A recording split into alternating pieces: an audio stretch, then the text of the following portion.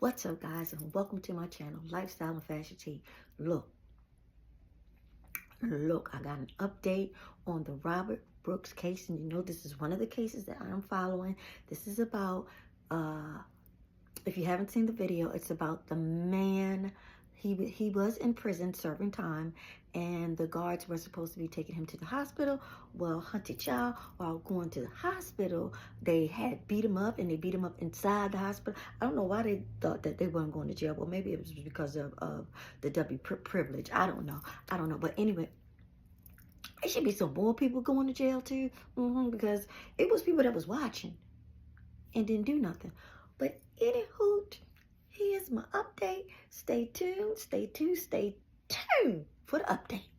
Not sit well with the family of Robert Brooks, and we spoke to his father today after court. He did a crime. He went to jail. He was sentenced to 12 years. He did 8. He was preparing to come home to make a difference in his community, to make a difference in my life, to make a difference in his little sister's life, to make a difference in his big brother's life. He was denied that opportunity. So he didn't get to come home. So the family is happy that there's charges in this case, but they're upset with that bail that was set. We also spoke with the Onondaga district attorney here, who is the one that is handling this case of Robert Brooks, and he tells us that the family of Robert Brooks does not want him to die in vain, and they made sure of that with this court hearing. Reporting live here in Utica, I'm Tessa Bentulin for News Channel 13. Mark, back to you. Tessa, good work out there. Thank you very much. At a news conference immediately after the charges were read, Robert Brooks' son demanded justice for his father, saying that learning that his father's death was ruled a homicide was very painful but unsurprising. I would never get my father back. The man had robbed me of that opportunity. These men murdered my father. It was on video. The whole world got to see it. Murderer! Tonight, tense moments in court as one by one and in handcuffs, 9 former or suspended New York State corrections officers made their first appearance before an Oneida County judge. 5 of them, Nicholas Anzalone, David Kingsley, Anthony Farina, Christopher Walrath, and Matthew Gallagher, facing murder charges for the December death of inmate Robert Brooks. Redacted body camera video from that day shows the group of officers repeatedly kicking and punching Brooks in the legs and chest, and trying to jam an object down his throat. These men murdered my father. It was on video.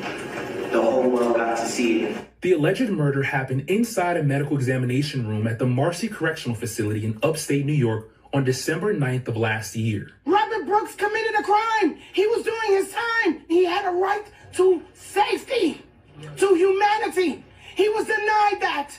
This is unacceptable. 3 other corrections officers, David Walters, Michael Fisher, and Michael Mashaw, facing charges of manslaughter, and 1, Nicholas Gentile, of tampering with evidence. Our investigation further revealed that there was no provocation by Robert Brooks that would have precipitated any physical response whatsoever, never mind the physical response that was inflicted upon him. All defendants pleading not guilty today. No formal proceedings entered into not guilty of charges at this time. And released on bail, or in Gentile's case, of his own recognizance. Brooks was serving a 12-year sentence for stabbing his girlfriend and died from his injuries the next day. I would never get my father back.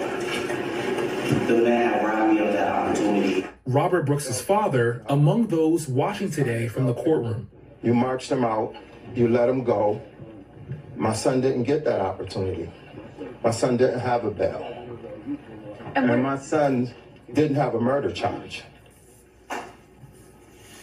And Marquise Francis joins us now. Marquise, there is one more individual in this case facing a murder charge who did not appear in court at all today.